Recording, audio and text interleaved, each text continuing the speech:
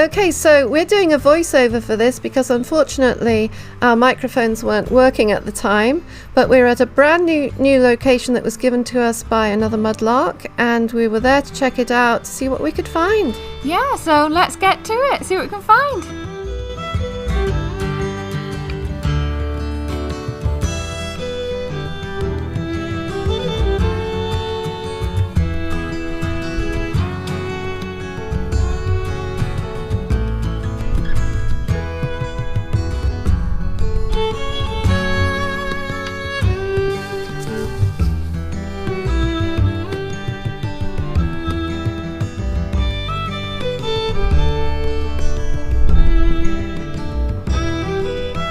There seems to be loads of these here. These little bottles, and I think these are some kind of injection bottles. There's another one just there. It's got a bit of rubber in it. Yeah, so they're quite cute. I'm not sure if I should take them or not. I don't know. I mean, a little cork in there and then you could put things in. So I might take a few and see if I can do anything with them. So I have found already a complete teapot lid. This would have been a little doll, it's sort of a china body, head and arms, although the head's missing. And you see the little hole in there, they would have sewn the skirts onto that. So that's a shame. And there's a vulcanite stopper here. And a little milk glass jar.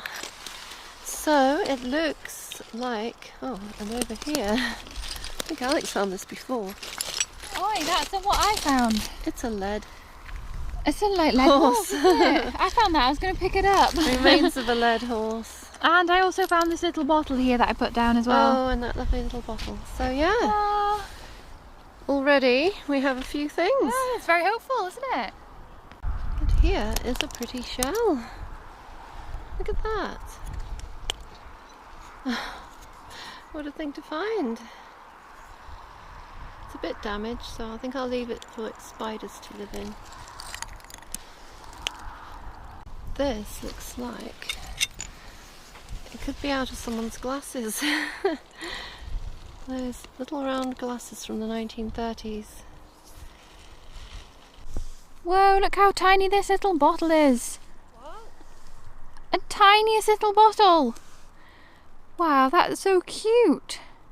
I wonder what was in there, whether it's medicine or something. That's really cute. Everything, I mean, it's vast. Look at the size of these rubbish heaps. It's just massive. And I also found this. It's a door keep that would have swung over the keyhole. But I mean, it's going to take quite a while for us to explore this whole tip because it's huge. Never know, there might be some good treasures here waiting for us. Oh look, I just found a war grade bottle stop. A vulcanite, but it's a bit knackered. It looks like it's been in a fire. But you can tell it's war grade because it's got that scoop out of it. And they take that scoop out to save rubber during the war, during the Second World War. But it's a little bit knackered, so I think I'll leave that here. And I also found this bottle top, Bakelite bottle top.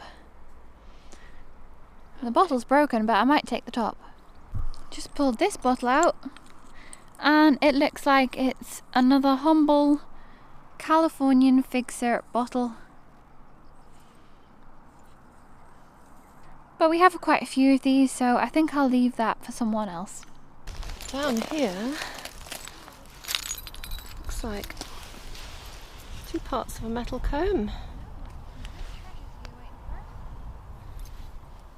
Good for making things with. Oh my goodness, look at this bottle. I think it's broken, but oh look. It would have been amazing. But it's got a hole in it and a chip on the top. What a shame. I think I might keep that anyway. It's so cute. I found this ceramic disc. I have no idea what it's for. But I like it. Oh, What's this? Oh, it's a cat. It's a cat. A mottled brown teapot spout. I might take that for the project. I don't know what it's going to be yet. I'm still deciding what to make with spouts. This here is quite interesting. I just turned this over and it's makeup. How weird is that? It's like blush. Look, it's all down there. How strange. So there's quite a few vulcanites lying around. This one is still half in its top. I do see one down there though that does seem to have something written on it. But first I'm gonna take this top. Oh, I think it says West Hartlepool. That took me a while. Yeah, West Hartlepool. Cameron. Oh, I've not seen that one before. Just spotted a vulcanite stopper here. It says Jones, Bishop Auckland. It's still in the broken neck. Cool. The satisfying crunch of rubbish under your feet.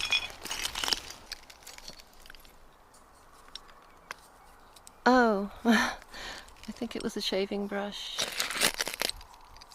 Oh, here's another vulcanite stopper, but I think it's just got pimples on it.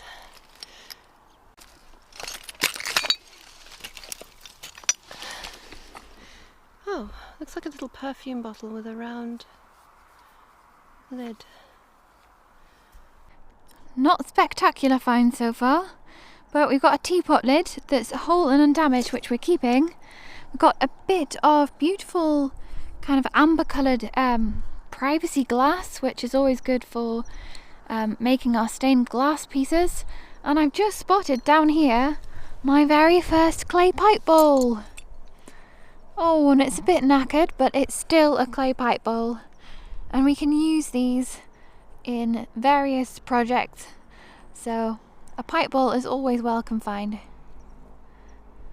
Okay, so I just found another bottle stop that says R. Douglas, Cocody, Dunfermline. So I also found bits of what looks like some kind of makeup compact. That's the lid off it. And it has some kind of branding on it as well.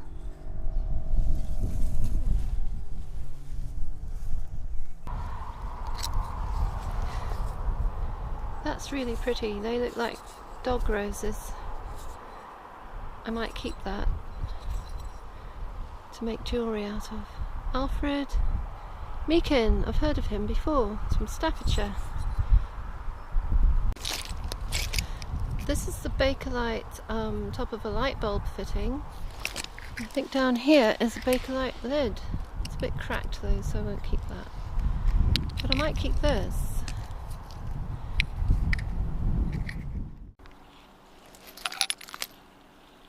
A little ink bottle and a meat paste jar. It's a chisel, a metal chisel. Probably still use that.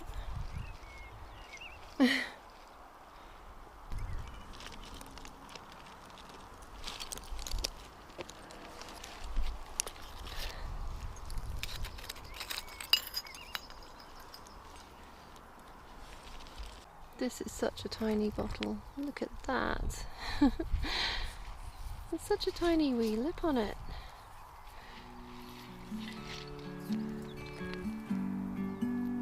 The lid here, it's got Nestrovite on it. So 2 little lids and a little bottle.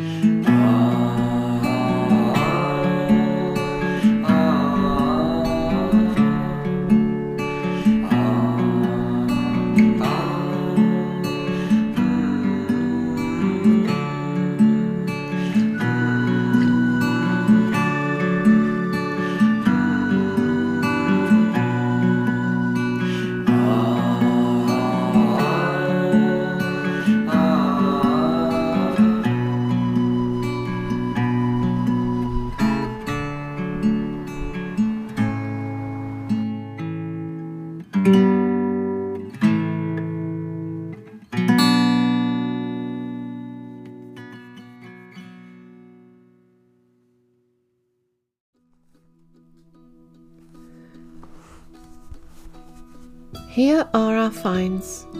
We refer to them as antique and vintage, but to the people who discarded them, they were as modern as our weekly shop is to us today. What could have been on their shopping lists? A new teapot, because when theirs hit the tiles that morning, all that remained intact was the lid. The treat of a new compact. It's the 1940s, and Flamingo of London is all the rage. Oh, and some new perfume. Can't be outdone by the girls at work. Bottles of this and bottles of that, some pop for the kids and some beer for Dad.